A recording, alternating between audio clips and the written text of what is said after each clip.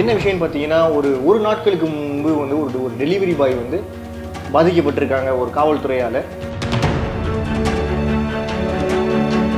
என் பேர் என்னன்னு கேட்டுட்டு ராஜான்னு சொன்னதுக்கப்புறம் உன் பேருக்கான தகுதி இல்லையே. அமைப்பு மூலிமா நான் போயிட்டு போலீஸ் ஸ்டேஷனில் கம்ப்ளைண்ட் கொடுக்கும்போது போலீஸில் அவங்க வந்து எங்கள் கம்ப்ளைண்ட்டை வாங்கவே இல்லை. உண்மையாக சொல்லணுன்னா அவங்க என்னை முட்டாள்னு வேற எங்கள் அண்ணா அவர் பக்கத்தில் இருக்கார், அவங்க இருக்காங்க, எல்லாருமே இருக்காங்க. பேர் ராஜான்னு வைக்கிறதுக்கு முன்னா தகுதி இருக்குதுன்னு ஜாதி ரீதியாக அவனை காயப்படுத்திட்டாரு. இதுலேருந்து இது ஜாதி ரீதியாக அவனை காயப்படுத்த மாதிரி தெரியலையப்பா அப்படின்ட்டு இப்போ தானே சொன்னேன் இங்கே உட்காரக்கூடாதுன்னு. கால் மேலே கால் போட்டு ஸ்டேஷன் உட்கார. ஆமாம், இப்போ தானே சொன்னேன் இங்கே உட்காரக்கூடாதுன்னு. Holidays-nale, adu namma GT Holidays da. South India's #1 travel brand. JNN Institute of Engineering, Chennai. Join CSE AINML, Cybersecurity, MBA and more. TNEA Counseling Code 1126. BCS Cybersecurity AINML, BBA Digital Marketing, FinTech and Digital Banking. போன்ற Industry 4.0 courses join பண்ண JNN College of Arts and Science, Redis, Chennai. அது இது அப்படி இப்படின்னு எப்படி பார்த்தாலும் இதுதான் ஹிட்டான ஆஃபர். நியூஸ் கிளிக்ஸ் நேயர்களுக்கு வணக்கம். இன்றைய சிறப்பு நேர்காணலில் நம்மோடு இணைந்திருப்பது இந்திய கம்யூனிஸ்ட் இளைஞர் சங்கத்தின் தோழர்கள் தான் நம்மளோட இணைஞ்சிருக்காங்க. என்ன காரணம்னு பார்த்தீங்கன்னா, ஒரு நாட்களுக்கு முன்பு இந்த இயக்கத்தில் இருக்கிற ஒரு தோழர் வந்து பாதிக்கப்பட்டிருக்காங்க. அது வந்து என்ன நான் சொல்ல மாட்டேன், அவங்க வாயிலிருந்து நம்ம கேட்டுருவோம். அதுவும் காவல்துறையினர் மற்றும் வந்து ஒரு சமூகத்தில் இருக்க ஒரு உயர்ந்த ஒரு இடத்துல இருக்க ஒரு நபரால் வந்து அவங்களுக்கு வந்து பாதிப்பு அடைஞ்சிருக்காங்க. வாங்க நேர்காணலுக்குள்ள போவோம். தோழர் உங்க பேரு? நீங்க? என்னோட பேர் அபிஷேக். நான் அனைத்து இந்திய மாணவர் பெருமன்றத்தோட மாவட்ட துணை செயலாளராக இருக்கேன். தோழர் உங்க பேரு? என்ன ஒர்க் பண்றீங்க? தோழர் என் பேர் ராஜா. நான் வந்து படிச்சுட்டு இருக்கேன், டெலிவரி ஒர்க் பண்ணிட்டு இருந்தேன். MSc BEd முடிச்சிருக்கேன். தோழர் உங்களோட பேரு, நீங்க என்ன ஒர்க் பண்றீங்க? வணக்கம் தோழர், என்னோட பேர் அன்பு. அனைத்து இந்திய மாணவர் பெருமன்றத்தில் மாவட்ட குழு உறுப்பினராக இருக்கேன் தோழர். நான் வந்து இப்போதைக்கு படிச்சுட்டு இருக்கேன் தோழர், கல்லூரி படிச்சுட்டு. எதுவும் ஒர்க் பண்றீங்களா? இல்லை, பார்ட் டைமில் நானும் ஜெப்டோ ஓட்டுறேன் தோழர். ஓகே, டெலிவரி ஒர்க் பண்ணுறேன். ஓகே. நீங்கள் ஒரு டெலிவரி போன இடத்துல பாதிக்கப்பட்டிருக்கீங்க. ஆமாம் சார். அங்கேயும் பாதிக்கப்பட்டிருக்கீங்க, காவல்துறையிலையும் காவல் நிலையத்திலையும் பாதிக்கப்பட்டிருக்கீங்க, காவல்துறையினராலையும் பாதிக்கப்பட்டிருக்கீங்க. ஆமாம் சார். என்ன நடந்துச்சு? ஒன்றும் இல்லை சார், நான் வந்து இப்போது ஒரு படிச்சுட்டு இருக்கிற மாணவன். படிச்சுட்டு இருக்கும்போது ஒரு வீட்டுக்கு ஒரு நிறுவனத்தில் ஒர்க் பண்ணிட்டு இருக்கும்போது அந்த டெலிவரி ஒர்க் பண்ணும்போது அவங்க வீட்டுக்கு போயிட்டு டெலிவரி பண்ணேன். அந்த வீட்டில் டெலிவரி பண்ணும்போது அவங்க வீட்டில் பொருளை கொடுத்துட்டு அவங்கக்கிட்ட கேஷ் வாங்கிட்டு நான் கொடுத்துட்டு வந்துகிட்டே இருந்தேன். வரும்போது பார்த்தீங்கன்னா அவங்க கூப்பிட்டு என் பேர் என்னன்னு கேட்டுட்டு ராஜான்னு சொன்னதுக்கப்புறம் உன் பேர் ராஜாவா, உன் பேர் அது இல்லையே, உன் பேருக்கான தகுதி இல்லையே, உங்கள் அம்மாவை போய் கேளு அப்படின்ட்டு அவங்க என்கிட்ட சொன்னாங்க.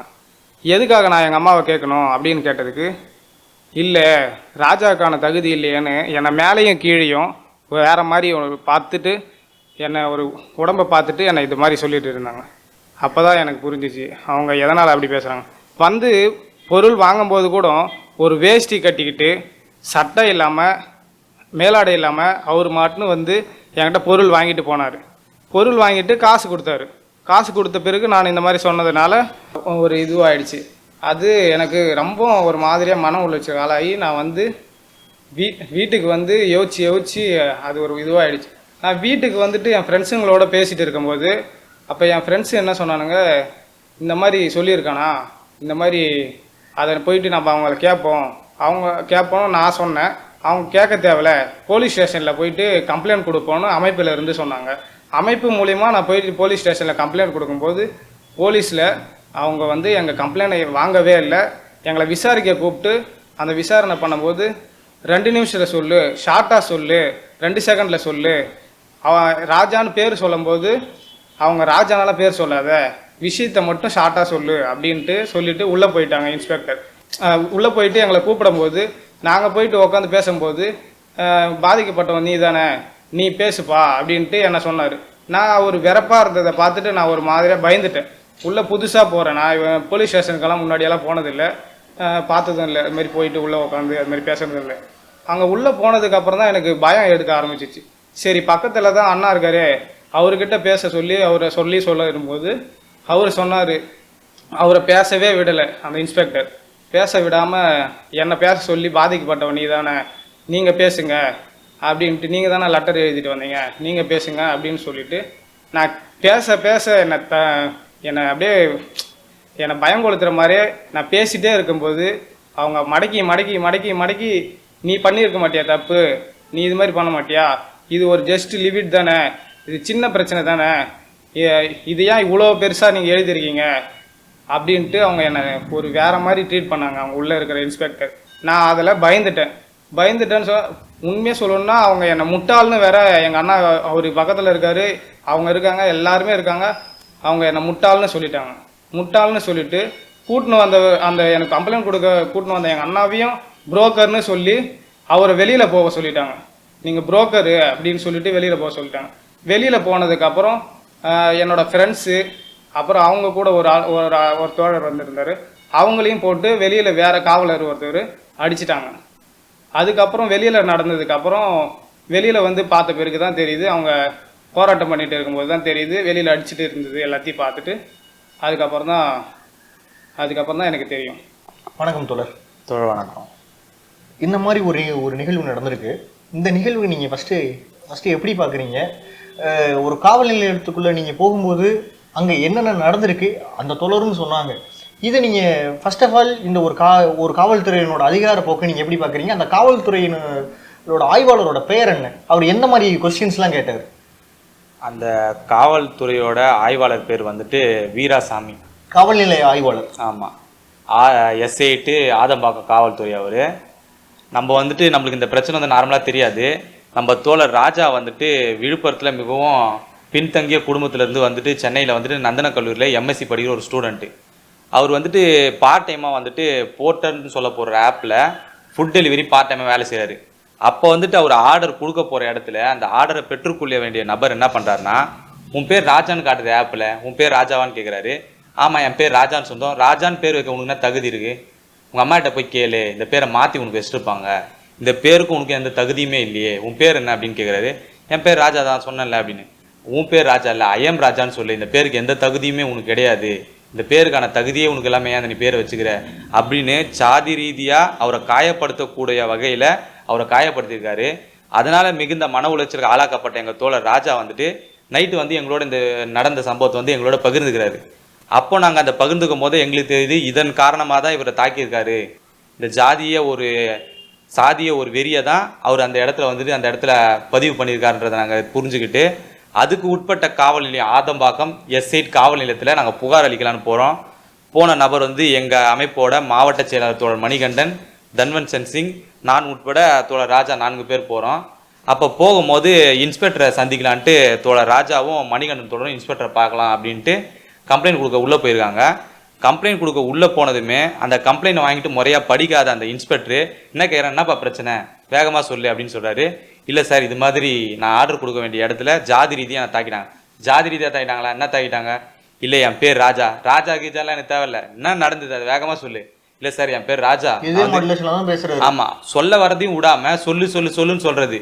அதே மாதிரி வந்து சொல்கிறேன், இல்லை சார் என் பேர் ராஜா, உன் பேர் ராஜான்னு வைக்கிறதுக்கு உனக்கு என்ன தகுதி இருக்குதுன்னு ஜாதி ரீதியாக அவனை காயப்படுத்திட்டாரு. இதுலேருந்து ஜாதி ரீதியாக அவனை காயப்படுத்த மாதிரி தெரியலையப்பா அப்படின்ட்டு அந்த ஜாதி ரீதியாக பேசின அந்த நபரை காப்பாற்றக்கூடிய ஒரு வகையில் தான் அந்த இன்ஸ்பெக்டர் வந்துட்டு தொடர்ந்து பேசுகிறாரு.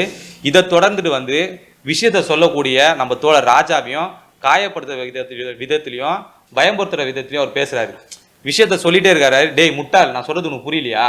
நான் தான் தெளிவாக சொல்கிறேன், அதில் எதுவும் ஜாதி ரீதியாக பேசின மாதிரி இல்லைன்னு தொடர்ந்து என்ன இப்படி பண்ணிட்டு இருக்கேன், எனக்கு வேறு வேலை கிடையாதா? இந்த கம்ப்ளைண்ட்லாம் நாங்கள் ஏற்றுக்க முடியாது, இது ஜோடிக்கப்பட்ட கதை மாதிரி இருக்குன்னு கம்ப்ளைண்ட் கொடுக்க வந்த ஒரு நபரை நீ முட்டாள்னு சொல்லி திட்டுற. ஒரு காவல் நிலையன்றது ஒரு பொதுமக்களை பாதுகாக்கக்கூடிய ஒரு இடம். ஏன்னா பொதுமக்களுக்கே அங்கே தான் பாதுகாப்பு இருக்கணும். காவல்துறைக்கு வரனா நம்மளுக்கு பாதுகாப்பான இடம் தான் காவல்துறைக்கு வருது. அப்போ கம்ப்ளைண்ட் கொடுக்க ஒரு நபரையே நீ முட்டாள்னு திட்டுற அப்படின்னா அவனுக்கு அந்த வந்துட்டு ஒரு இன்ஸ்பெக்டர் வந்து நேருக்கு நேராக வந்துட்டு சந்திச்சு நம்மளை திட்டாருமோ அவர் பதட்டம் அடைவான். பதட்டம் அடிச்சுட்டு நார்மலாக நர்வஸாக தான் பேசுகிறாரு அவர்.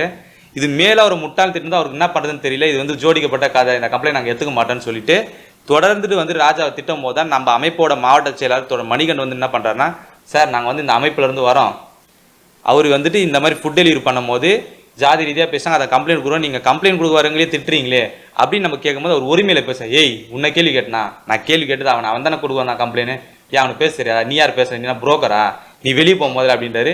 சார் நான் மாணவர் அமைப்போட மாவட்ட துணைச்சார் சொல்லி அதுக்கு நான் என்ன பண்ணோம், ஏன் வெளியே போடாங்க முதல்ல அப்படின்ட்டு மிகவும் ஒரு எப்படி சொல்கிறதுனா அது வந்துட்டு ஒரு ஏற்கக்கூடிய ஒரு விஷயமே கிடையாது. ஏன்னா ஒரு கம்ப்ளைண்ட் கொடுக்க வர ஒரு நபரை மதிக்கத்தக்க விஷயமா இல்லாமல் ஒரு மாதிரி தரைக்குறைவாக நடத்துனதை மிகவும் கண்டிக்கக்கூடிய நிகழ்வாக நம்ம பார்க்குறோம். அதை தொடர்ந்துட்டு நான் வந்துட்டு 2 தோழர்கள் உள்ள கம்ப்ளைண்ட் கொடுக்க போயிருந்தாங்க. நான் வந்துட்டு ஃபோன் வந்தது அப்படின்ட்டு வெளியே காவல்துறைக்கு கொஞ்சம் பக்கத்தில் ஒரு 50 மீட்டர் தூரத்தில் வந்துட்டு எங்களோட வண்டியில் நான் உட்காந்து ஃபோன் பேசிகிட்டு இருந்தேன். நான் நார்மலாகவே உட்காரும்போது கால் மேலே கால் போட்டு தான் உட்காருவேன். அப்போ வந்து வெள்ளை சட்டை போட்ட ஒரு நபர், அவர் வந்து அவரோட பேரை கூட அந்த காவல்துறையினர் சொல்ல மாட்டாங்க, வெள்ளை சட்டை போட்டுக்கொண்ட ஒரு நபர் வந்துட்டு அவரும் காவல்துறையினர் தான். அவர் என்ன பண்ணானா, ஏய் இப்போதானே சொன்னேன் இங்கே உட்காரக்கூடாதுன்னு, கால் மேலே கால் போட்டு ஸ்டேஷன் வண்டி உட்காந்து, ஆமாம் இப்போதானே சொன்னேன் இங்கே உட்காரக்கூடாதுன்னு, என்ன கால் மேலே கால் போட்டு உட்காந்துக்கிறேன் அப்படின்னாரு. நான் என்ன சொன்னேன்னா, சார் என் கால் மேலே நான் கால் போட்டு உட்காந்துக்கிறேன், இதில் என்ன சார் உங்களுக்கு பிரச்சனை, எங்கள் அமைப்போட தொடர் உள்ள கம்ப்ளைண்ட் கொடுக்க போயிருக்காங்க, ஃபோன் வந்தது, நான் ஸ்டேஷன் உள்ள தான் உட்காந்துருந்தேன், உள்ளே இருந்துட்டு ஃபோன் பேசினா மற்ற காவலர்களுக்கு அது கொஞ்சம் வந்துட்டு கொஞ்சம் அவங்கள டிஸ்டர்ப் பண்ணுற ஒரு விஷயமா இருக்கும், அதனால நான் வெளியே வந்துட்டு பேசுறது, அதுவும் எங்கள் வண்டி தானே உட்காரன், உங்களுக்கு என்ன பிரச்சனை, ஏய் கூட பேச போய் ஓரம் இல்லைடா அப்படின்னா. சரி நானும் அவர் சொல்கிறாரேன்ட்டு சரி நம்ம அமைப்பு தோழர்கள் வரட்டும் அதுக்கப்புறம் நம்ம பார்த்துக்கலாம் அப்படின்ற விதமாக நானும் போய்ட்டு ஒரு ஓரமாக நின்னேன். அப்போ தான் உள்ளே நடந்த சம்பவம் நம்மளுக்கு தெரியாது. அப்போ தான் நம்ம தோழர் வெளியே வந்துட்டு உள்ளே நடந்த சம்பவத்தை எனக்கு சொல்கிறார், நான் வெளியே நடந்த சம்பவத்தை நானும் சொல்கிறேன். அப்படி சொல்லும் போது அந்த வெள்ளை சட்டை போட்ட அந்த காவல்துறை இருக்கார்ல, அவர் வந்து என்ன தன்வந்த் சிங் மணி தோழர், இவர் வந்துட்டு உள்ளே வந்துட்டு ராஜா வந்துட்டு இன்ஸ்பெக்டர் சாரோட பேசிட்டு இருக்காரு.